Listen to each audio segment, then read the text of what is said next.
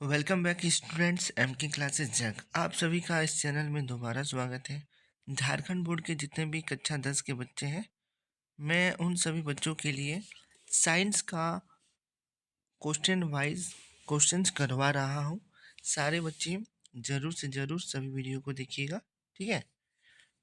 मैंने total 31 upload कर दिया है, 32 भी अपलोड कर दिया है, अब 33 का बारी है, ठीक है।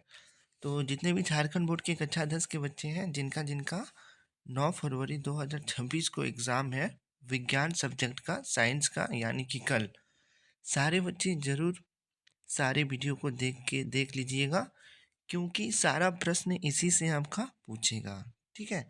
चलिए हम लोग बढ़ते हैं बोर्ड एग्ज़ाम क्वेश्चन नंबर 33 में, ठीक है। प्रश्न संख्या 33 में मैंने टोटल 6 क्वेश्चन सिलेक्ट किया है। आशा है यही 6 प्रश्न में से एक प्रश्न आपका फाइनल एग्ज़ाम में रहेगा, और जो हमको लगता है प्रश्न आना चाहिए, मैं वो भी आपको बता दूंगा इसी वीडियो में। चलिए बढ़ते हैं प्रश्न संख्या 33 की ओर।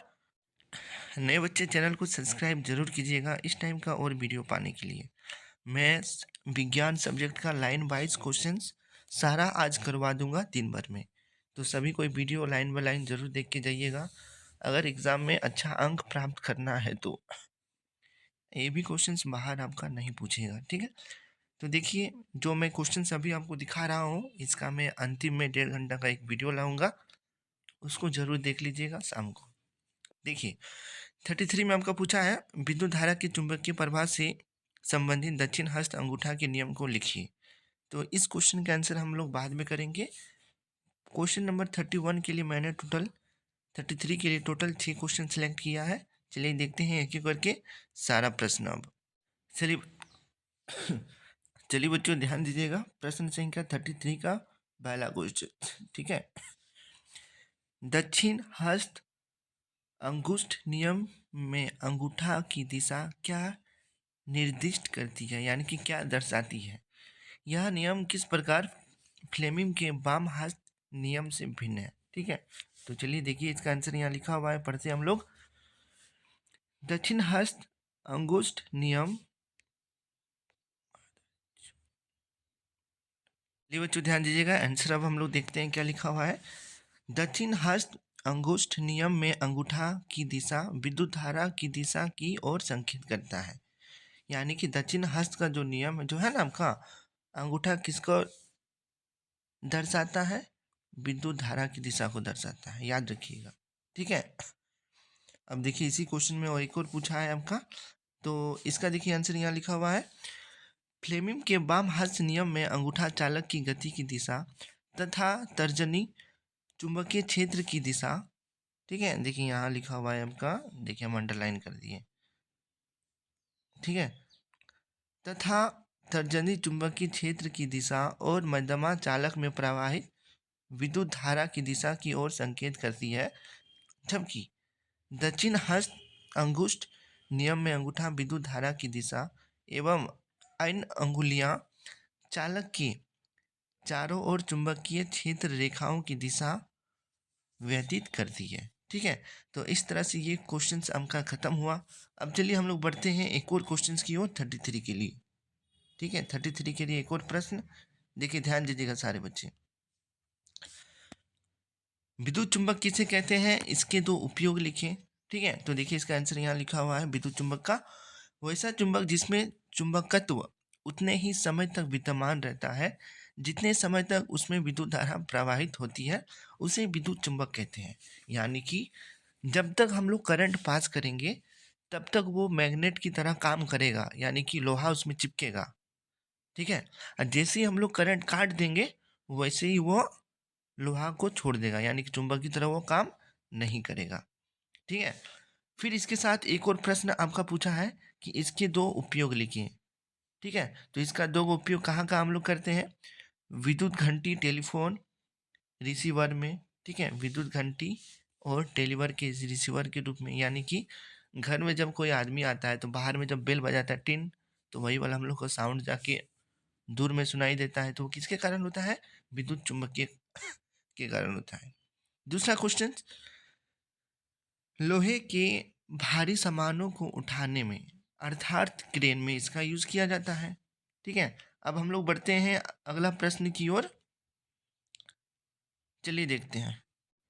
चलिए, झारखंड बोर्ड के जितने भी बच्चे कक्षा 10 में पढ़ रहे हैं उन सभी बच्चों के लिए मैं क्वेश्चंस पेपर लाया हूँ। बोर्ड एग्जाम क्वेश्चंस नंबर 33 यानी कि विज्ञान सब्जेक्ट का जो प्रश्न पत्र में आपको मिलेगा 33 में जो जो प्रश्न आएंगे उसके लिए मैंने टोटल 6 क्वेश्चन सेलेक्ट किया है। मैं एक एक करके सारे क्वेश्चंस को बता रहा हूँ। ठीक है, देखिए 33 का तीसरा क्वेश्चन है आपका सेट 3 का। क्वेश्चन क्या है मैं आपको पढ़ देता हूँ एक बार। ठीक है, देखिए ये आपका हो गया टोटल तीसरा क्वेश्चन। ठीक है, विद्युत परिपथों तथा सावित्रों में सामान्य उपयोग होने वाले दो सुरक्षा उपायों का नाम लिखिए। ठीक है, तो शॉर्ट सर्किट से बचने के लिए हम लोग दो उपाय क्या क्या कर सकते हैं, फ्यूज लगाकर और दूसरा भू संपर्क तार लगाकर। इसी क्वेश्चंस को और एक स्टाइल से एग्जाम में पूछेगा। क्या पूछेगा, चलिए हम लोग पढ़ते हैं। विद्युत फ्यूज क्या है, इसे विद्युत परिपथ में किस तरह द्वारा किस क्रम में जोड़ा जाता है, इसकी क्या विशेषता है। फ्यूज एक सुरक्षा की युक्ति है। यहाँ ऐसे तार का टुकड़ा होता है जिसके पदार्थ का प्रतिरोधकता बहुत अधिक होता है और उसकी गलनांक बहुत कम होती है। ठीक है, अब चलिए बच्चों हम लोग आगे बढ़ते हैं अगले क्वेश्चन की ओर। झारखंड बोर्ड के जितने भी कक्षा 10 के बच्चे हैं जिनका जिनका सोमवार को विज्ञान का विषय है उनके लिए एक ये प्रश्न ये आपका एग्जाम में आने वाला है। सारे बच्चे इस प्रश्न को जरूर याद करके एग्जाम हॉल में जाइएगा। ठीक है, क्वेश्चन में पढ़ देता हूँ। फ्लेमिंग के वाम हस्त नियम को लिखिए। ठीक है, तो देखिए इसका आंसर क्या लिखा हुआ है, हम लोग पढ़ते हैं। अपने बाएं हाथ की तर्जनी मध्यमा और अंगूठे को इस प्रकार फैलाइए कि वे एक दूसरे पर लंबवत हो। देखिए किस तरफ फैलाना, इस तरह देखिए। ठीक है, देखिए यदि तर्जनी क्षेत्र की दिशा और मध्यमा धारा की दिशा प्रदर्शित करे तो अंगूठा चालक की गति की दिशा की ओर संकेत करता है। एग्जाम में सभी बच्चों को ये आंसर लिखना है और ये फिगर को भी बना देना है। सारे बच्चे समझ गए। एग्जाम में इस प्रश्न को आंसर लिखना है, इस प्रश्न का आंसर लिखना है और सभी को इसका फिगर भी बना देना है। ठीक है, देखिए हाथ इस तरह से मत छाप दीजिएगा। अंगूठा जो होता है गति की दिशा को बताता है। ठीक है, मध्यमा जो हो गया चुंबकीय क्षेत्र की ओर और बाकी उंगलियां जो हो गया वो धारा की दिशा को बताता है। ठीक है,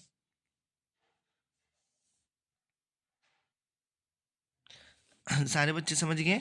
ये फिगर आपको ड्रॉ करना है। ठीक है, एक और क्वेश्चन इसके लिए इम्पोर्टेंट है 33 के लिए, मैं यहाँ आपको दिखा देता हूँ। ठीक है, बहुत इंपॉर्टेंट प्रश्न है आपका।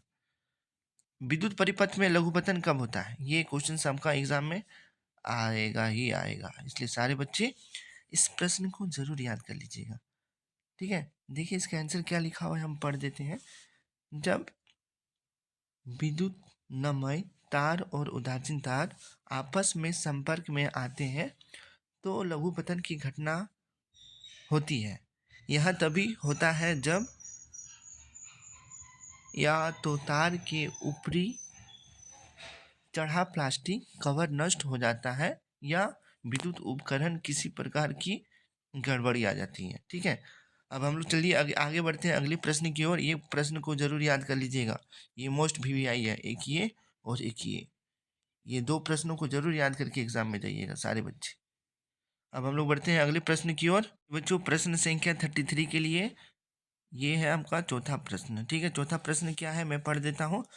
परिनालिका किसे कहते हैं, तो देखिए इसका आंसर लिखा हुआ है। बेलन की आकृति में लपटे तार के अनेक वृत्ताकार फेरों की कुंडली को परिनालिका कहते हैं। एक लाइन का है, सारे बच्चे जरूर याद कर लीजिएगा, फाइनल एग्जाम के लिए ये इंपॉर्टेंट क्वेश्चन है। ठीक है, वेरी वेरी इंपॉर्टेंट। अगला प्रश्न आपका दिया हुआ है, ये प्रश्न आपका एग्जाम में देखने को मिल सकता है, इसलिए सारे बच्चे जरूर इस प्रश्न को याद कर लीजिएगा। हम लोग उसमें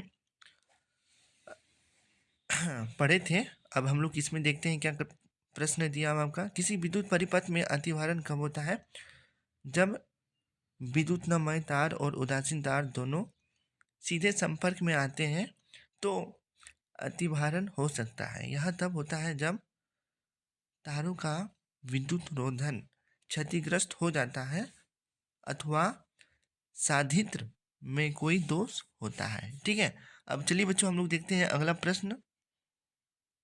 सारे बच्चे इस प्रश्न को जरूर याद कर लीजिएगा। ये 2026 का क्वेश्चंस में छप गया है। ठीक है, बोर्ड एग्जाम 33 या 32 में आपका रहेगा, इसको जरूर याद कर लीजिएगा। सूर्योदय तथा सूर्यास्त के समय सूर्य लाल रंग का क्यों दिखता है? यानी कि जब सूरज उगता है और जब सूरज डूबता है तो वो लाल रंग का क्यों हम लोग को दिखता है, इसको आपको बतलाना है। ठीक है, प्रकाश के प्रकीर्णन के कारण सूर्योदय के समय सूर्य लाल प्रतीत होता है, यानी कि रक्ताभ प्रतीत होता है, ब्लड का जैसा लाल नजर आता है। ऐसा काहे होता है? देखिए यहाँ पे आंसर लिखा हुआ है। सूर्योदय के समय सूर्य का प्रकाश वायुमंडल की अत्यधिक मोटी परतों से गुजरती है, जिससे सबसे कम तरंगदैर्घ्य वाले नीले रंग को अत्यधिक प्रकीर्तित प्रकर्णित प्रकिर्णित करते हैं। अधिक तरंगदैर्घ्य वाले लाल रंग का प्रकीर्णन बहुत कम होता है, जिससे आँख तक केवल लाल रंग पहुंचता है, अतः सूर्योदय के समय सूर्य रक्ताभ प्रतीत होता है। ये प्रश्न 2026 में आप लोग का आ रहा है। सारे बच्चे इस प्रश्न को जरूर याद कर लीजिएगा। ये और एक की इसको याद कर लीजिएगा। फ्लेमिंग के बाम हाथ नियम और बाएं हाथ का नियम और दाएं हाथ का नियम, ये दो प्रश्न जरूर याद कर लीजिएगा। ठीक है, अब हम लोग बढ़ते हैं 33 का अगला क्वेश्चन की ओर। ठीक है, झारखंड बोर्ड के मेरे प्यारे बच्चों, जिनका जिनका 9 फरवरी 2026 को विज्ञान का एग्ज़ाम है, उन सभी बच्चों के लिए मैं लाइन में लाइन क्वेश्चंस करवा रहा हूँ। ठीक है, सारे बच्चे जरूर सारे वीडियो को देखिएगा, क्योंकि सारा प्रश्न मैं जितना सारा वीडियो बताऊंगा उसी में से सारा प्रश्न एग्ज़ाम में रहेगा। ठीक है, तो सारे बच्चे जरूर से जरूर वीडियो को देखिए और चैनल को सब्सक्राइब जरूर कीजिएगा। ठीक है, देखिए विद्युत फ्यूज क्या है? प्रश्न संख्या 33। प्रश्न संख्या 33 ये मोस्ट वीवीआई प्रश्न है। विद्युत फ्यूज क्या है? इसे विद्युत परिपथ में किस तार द्वारा और किस क्रम में जोड़ा जाता है? ठीक है, तो देखिए विद्युत फ्यूज क्या है आपका, इसका देखिए यहाँ लिखा हुआ है डिफिनेशन। फ्यूज कम गलनांक के पदार्थ का एक छोटा तार होता है जो किसी अचालक पदार्थ में व्यवस्थित रहता है। इसे विद्युत परिपथ में सुरक्षा के लिए लगाया जाता है। ठीक है, विद्युत परिपथ में किसी प्रकार का गड़बड़ी हो जाए, अगर आग उग लग जाता है तो स्विच से हम लोग क्या कर सकते हैं, परिपथ का बिजली को काट भी सकते हैं। ठीक है, इसलिए हम लोग विद्युत परिपथ में विद्युत फ्यूज का उपयोग करते हैं। जब धारा अत्यधिक प्रवाहित होने लगती है तो विद्युत फ्यूज गल जाता है। ठीक है, यानी कि क्या होता है, अगर आपका सर्किट में अगर अचानक ज़्यादा करंट प्रवाहित होने लगता है तो विद्युत स्विच क्या हो जाता है, गल जाता है। ठीक है, जिससे फ्यूज का उड़ जाना कहते हैं। ठीक है, और परिपथ भंग हो जाता है। और परिपथ क्या होता है, परिपथ में विद्युत धारा प्रवाहित नहीं हो पाती है, रुक जाती है। देखिए याद रखिएगा, एमसीक्यू में एक क्वेश्चन ये आपका पूछ सकता है, विद्युत फ्यूज को किस क्रम में जोड़ा जाता है? तो याद रखिएगा, विद्युत फ्यूज को श्रेणी क्रम में जोड़ा जाता है। किस में जोड़ा जाता है? श्रेणी क्रम में जोड़ा जाता है। विद्युत फ्यूज को किस क्रम में जोड़ा जाता है? श्रेणी क्रम में जोड़ा जाता है। चलिए बच्चों हम लोग अगला प्रश्न की ओर आगे बढ़ते हैं। सारे बच्चे ध्यान दीजिएगा, ये प्रश्न को जरूर याद कर लीजिएगा, ये बोर्ड एग्जाम 32 में पूछेगा। ठीक है, ये बहुत इंपॉर्टेंट क्वेश्चन है, इसको जरूर याद कर लीजिएगा। ये 2026 में आने वाला क्वेश्चन है। क्वेश्चन क्या है मैं पढ़ देता हूँ। ऊष्माक्षेपी एवं ऊष्माशोषी अभिक्रिया का क्या अर्थ है? ठीक है, तो देखिए लिखा हुआ है यहाँ पे, ऊष्माक्षेपी अभिक्रिया, जो आपका ज़्यादा डार्क दिख रहा है उसको एग्जाम में ब्लैक पेन से लिखिएगा, जो कम डार्क दिख रहा है उसको आप लोग ब्लू पेन से लिखिएगा।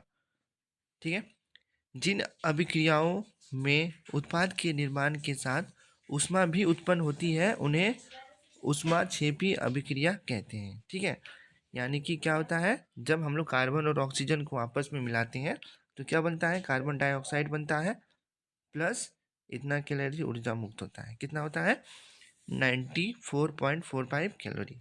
ठीक है, उष्मा शोषी अभिक्रिया, इसमें उष्मा का क्या होगा, शोषण होगा। ठीक है, जिन अभिक्रियाओं में उत्पाद के निर्माण के साथ उष्मा का शोषण होता है उन्हें उष्मा शोषी अभिक्रिया कहा जाता है। ठीक है, अब देखिए यहाँ पे लिखा हुआ है, इसका इक्वेशन लिखा हुआ है। उदाहरण के लिए नाइट्रोजन को जब हम लोग ऑक्सीजन के साथ रिएक्ट कराएंगे तो आपका क्या बनता है, NO बनता है। ठीक है, इस तरह से आपको सेम टू सेम एग्जाम में लिख देना है। चलिए बच्चों, हम लोग बढ़ते हैं अगले प्रश्न की ओर।